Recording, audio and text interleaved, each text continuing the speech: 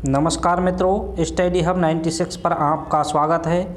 जैसा कि आप लोगों को पता ही है कि हमारी इस सीरीज में जो हम सॉल्व कर रहे हैं वो हैं राजस्थान कर्मचारी चयन बोर्ड के प्रीवियस ईयर जो भी क्वेश्चन पेपर हैं उनका राजस्थान जीके का पार्ट सॉल्व कर रहे हैं। उसी सीरीज में आज हम लेके आए हैं कनिष्क वैज्ञानिक सहायक 2019 का पेपर है, जो कि 14/9/2019 को राजस्थान कर्मचारी चयन बोर्ड के द्वारा आयोजित करवाया गया था। इस क्वेश्चन पेपर के सभी राजस्थान जीके के जो भी क्वेश्चन थे उनका सॉल्यूशन करेंगे और उनसे संबंधित जो भी एक्स्ट्रा फैक्ट हैं उनके बारे में भी एनालिसिस करेंगे। तो इस क्वेश्चन पेपर में राजस्थान जीके के 30 क्वेश्चन दिए हुए हैं, उनका सॉल्यूशन करेंगे। तो देखते हैं पहला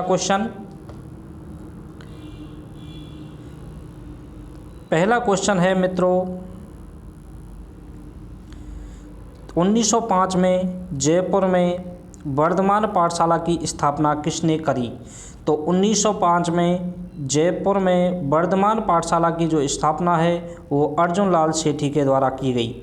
अर्जुन लाल सेठी ने 1905 में वर्धमान पाठशाला की स्थापना की।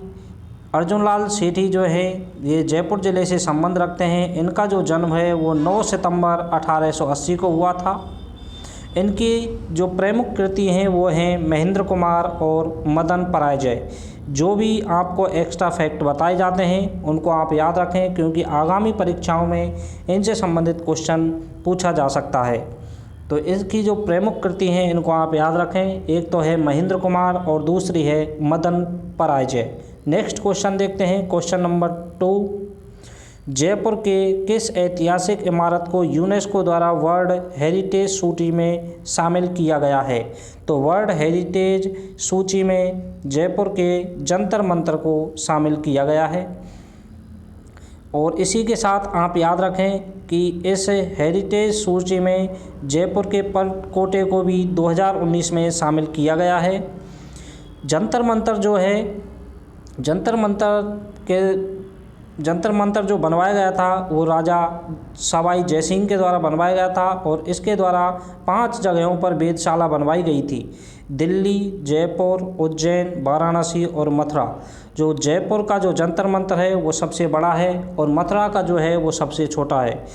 जंतर मंतर को यूनेस्को की वर्ल्ड हेरिटेज सूची में 2 फरवरी 2010 को शामिल किया गया था और इसी के साथ कालबेलिया नृत्य को भी वर्ल्ड हेरिटेज सूची में शामिल किया गया था। नेक्स्ट क्वेश्चन देखते हैं, क्वेश्चन नंबर 3। निम्न में से कौन सा राजस्थान की लोक नाट्य शैली नहीं है? तो राजस्थान की स्वांग एक लोक नाट्य शैली है, रम्मत भी है और ख्याल भी है, लेकिन जो डाड़ी जो है वो कोई लोक नाट्य शैली नहीं है। इसलिए इसका जो राइट आंसर है वो है ऑप्शन नंबर सी। अब ऑप्शन देखते हैं। ऑप्शन में दिया हुआ है स्वांग। स्वांग जो है भीलवाड़ा के नाहरों का प्रसिद्ध है और इसके जो प्रसिद्ध कलाकार हैं वो हैं जानकी लाल भांड़। रम्मत जो है बीकानेर और जैसलमेर का प्रसिद्ध है और ख्याल जो है ये एक प्रकार का तमाशा या नाटक का ही रूप है। नेक्स्ट क्वेश्चन देखते हैं, क्वेश्चन नंबर 4। निम्नलिखित में से राजस्थान का कौन सा लोकवाद्य तत्वाद्य है? तो तत्वाद्य के बारे में पूछा है। तो जंतर जो है वो एक तत्वाद्य यंत्र है। बांकिया, अलगोजा और पूंगी जो हैं ये सुशिर वाद्य यंत्र हैं। सुशिर वाद्य यंत्र वो होते हैं जिनको फूंक देकर या हवा के द्वारा बजाया जाता है और तत्वाद्य यंत्र होते हैं जो कि जिन पर तार लगे हुए होते हैं, तारों की सहायता से जिनसे ध्वनि उत्पन्न की जाती है। राइट आंसर है option number B. Next question देखते हैं, क्वेश्चन नंबर 5। 5 नंबर क्वेश्चन है, मेवाड़ प्रजामंडल में किस महिला ने महत्वपूर्ण भूमिका निभाई? तो मेवाड़ प्रजामंडल में महत्वपूर्ण जो भूमिका निभाई थी वो निभाई थी नारायणी देवी के द्वारा। नारायणी देवी वर्मा जो है माणिकलाल वर्मा की पत्नी थी और इन्होंने ही मेवाड़ प्रजामंडल में महत्वपूर्ण भूमिका निभाई। ऑप्शन में दिया हुआ है जानकी देवी बजाज। जानकी देवी बजाज जमुना लाल बजाज की धर्मपत्नी हैं और इन्हें पद्म भूषण प्राप्त हुआ था समाज सुधार के लिए और ये पद्म विभूषण प्राप्त करने वाली राजस्थान की प्रथम महिला थी। ऑप्शन में दिया हुआ है कालीबाई। कालीबाई का संबंध जो है डूंगरपुर ज़िले से है। ये क्वेश्चन काफ़ी बार पूछा गया है कि कालीबाई का संबंध किस ज़िले से है, तो कालीबाई का संबंध जो है डूंगरपुर ज़िले से है। नेक्स्ट क्वेश्चन देखते हैं, question number 6, sir VT. Krishnamachari किस राज्य के दीवान थे? तो सर वी.टी. कृष्णाचारी जो थे वो जयपुर राज्य के दीवान थे। ये क्वेश्चन भी काफ़ी बार रिपीटेड क्वेश्चन है, इसलिए इसको आप याद रखें। नेक्स्ट क्वेश्चन देखते हैं, क्वेश्चन नंबर 7, ट्रेंच कमीशन किस आंदोलन से संबंधित है? तो ट्रेंच कमीशन जो है इसका संबंध जो है बेगू किसान आंदोलन से है। बेगू किसान आंदोलन के नेतृत्वकर्ता रामनारायण चौधरी थे और बेगू किसान आंदोलन 1921 में प्रारंभ हुआ था।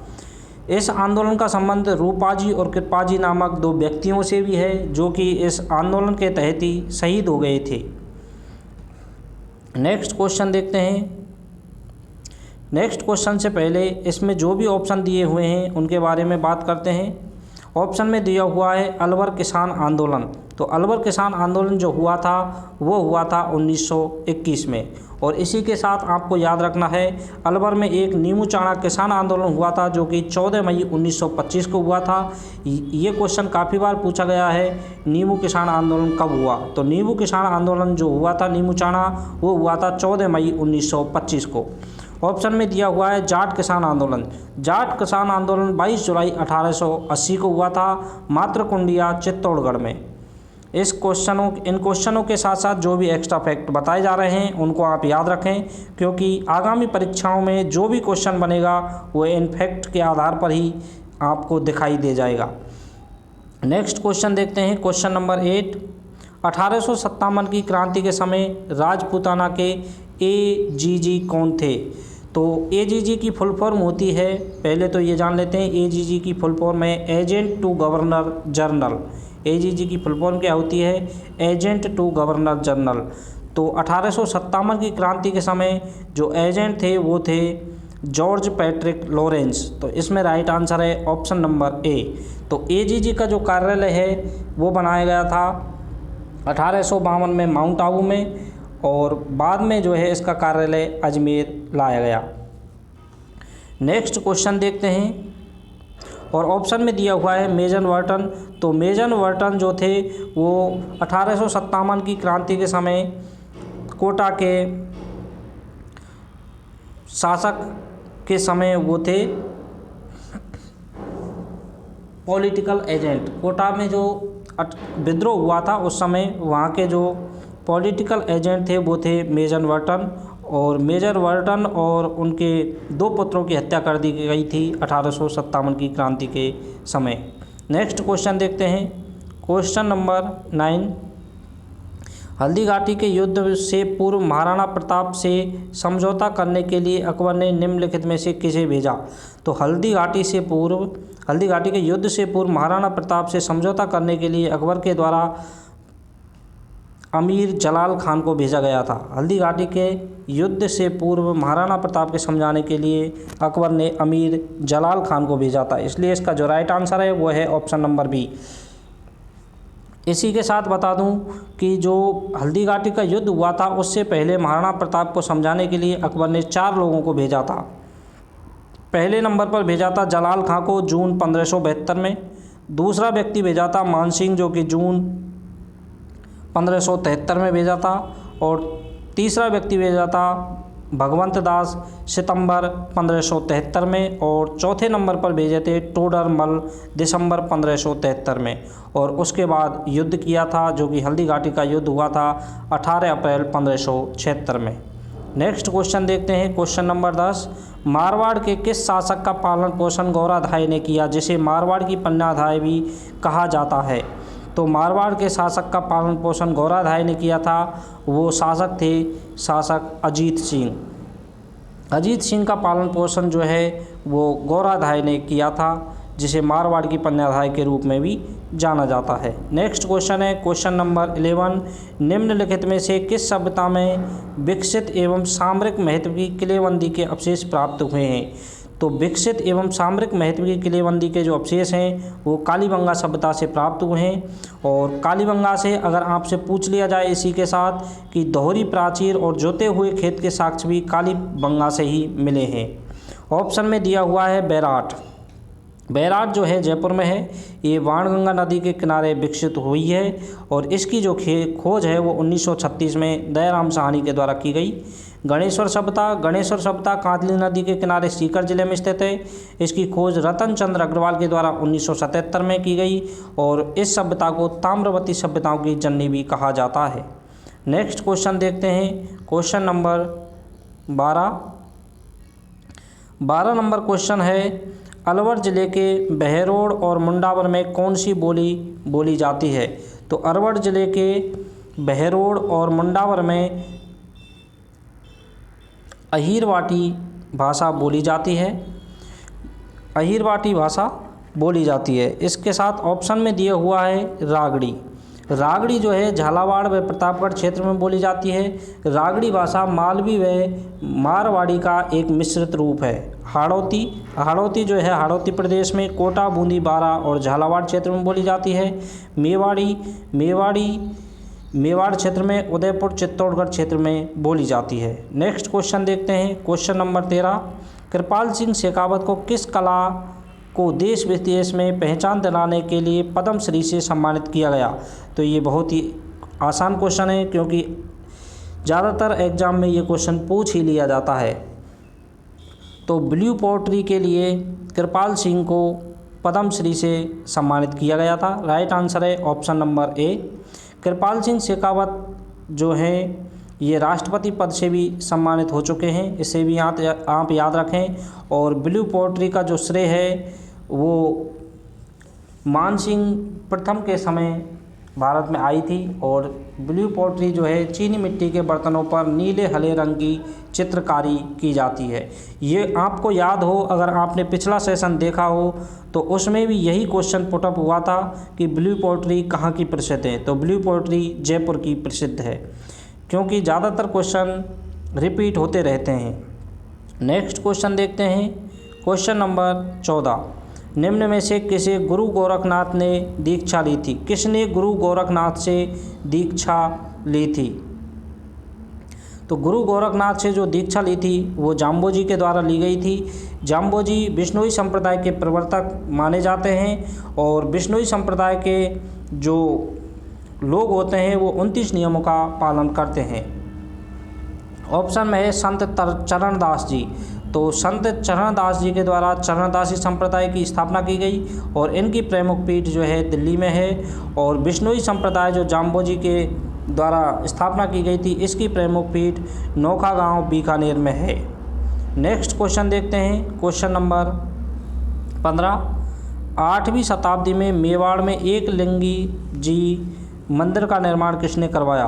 तो 8वीं शताब्दी में मेवाड़ में एक लिंग जी मंदिर का जो निर्माण है वो बप्पा रावल के द्वारा करवाया गया था। नेक्स्ट क्वेश्चन है क्वेश्चन नंबर 16।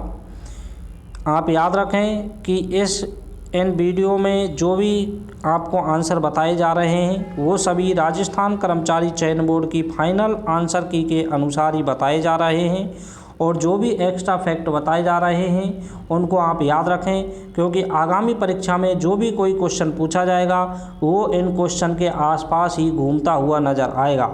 इसलिए आप पुराने पेपरों को अवश्य देखकर ही अपनी तैयारी बेहतर बना सकते हैं क्योंकि पुराने पेपरों से आपको ये भी ज्ञात हो जाता है कि किस टॉपिक से क्वेश्चन पूछे जाते हैं और किस टॉपिक में से हमें ज़्यादा पढ़ना है और किस में से नहीं पढ़ना।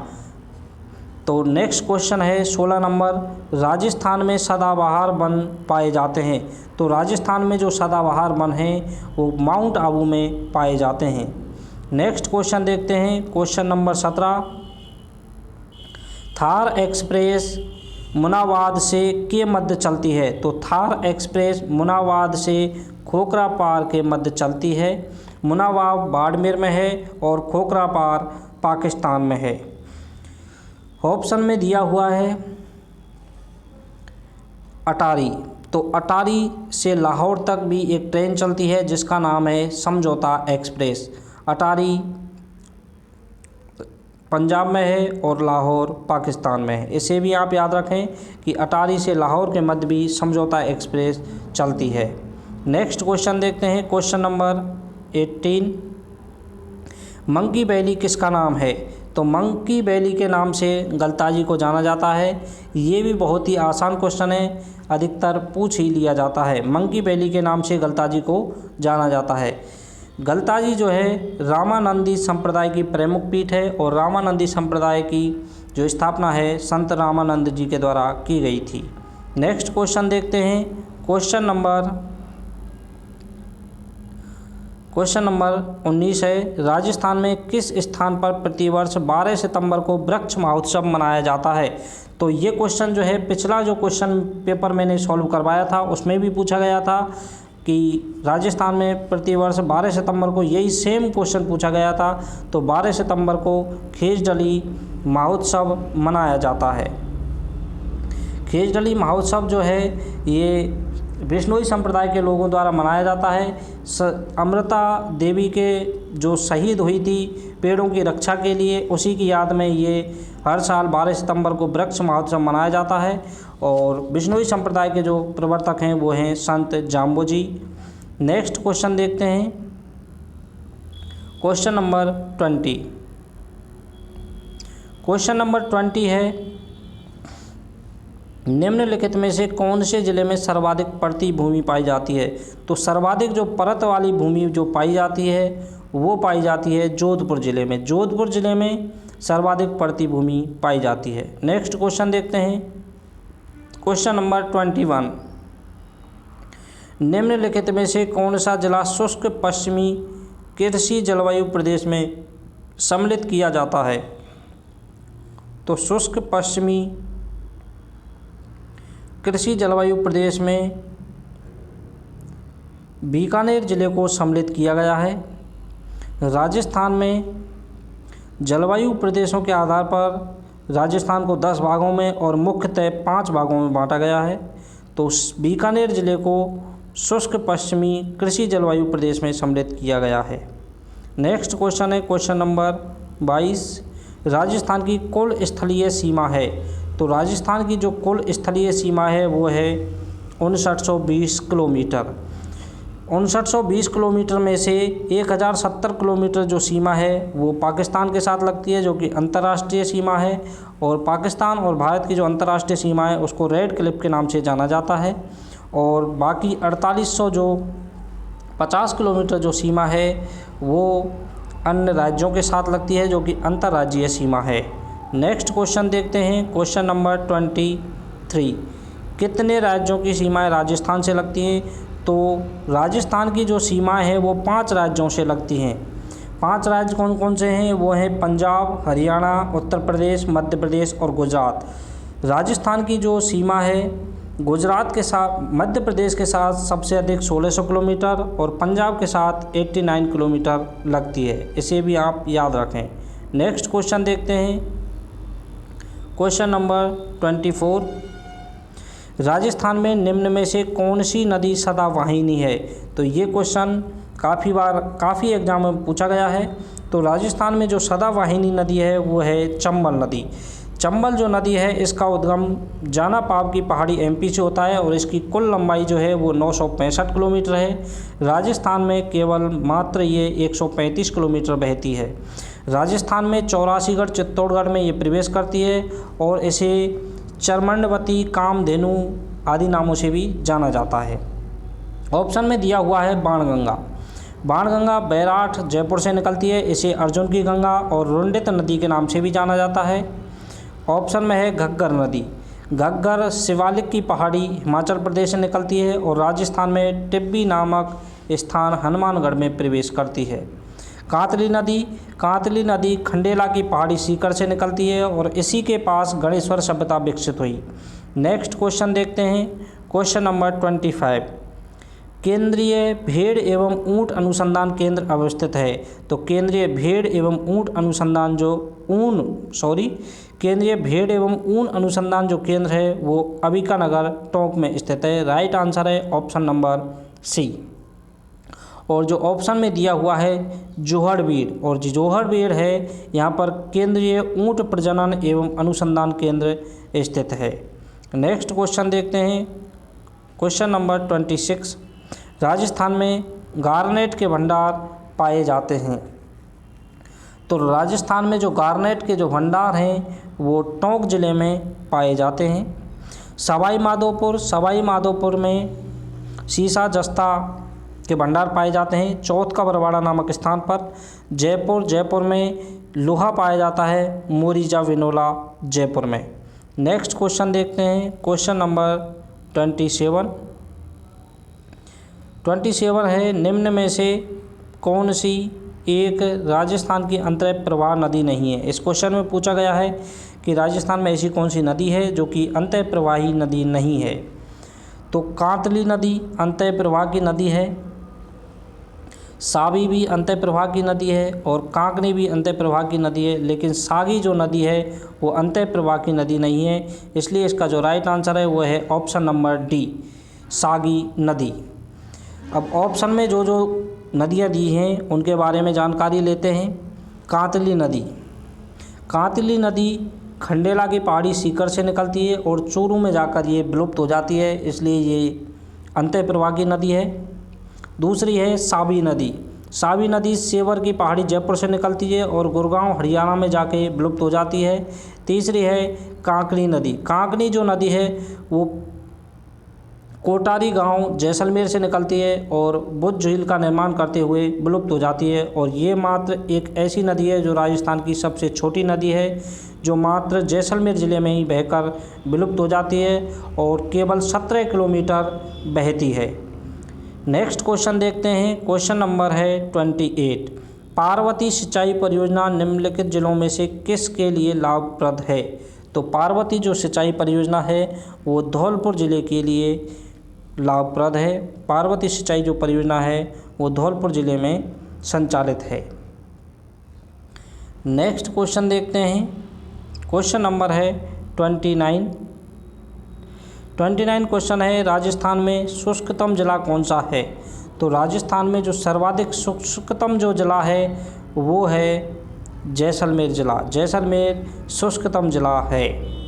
नेक्स्ट क्वेश्चन देखते हैं, क्वेश्चन नंबर है 30।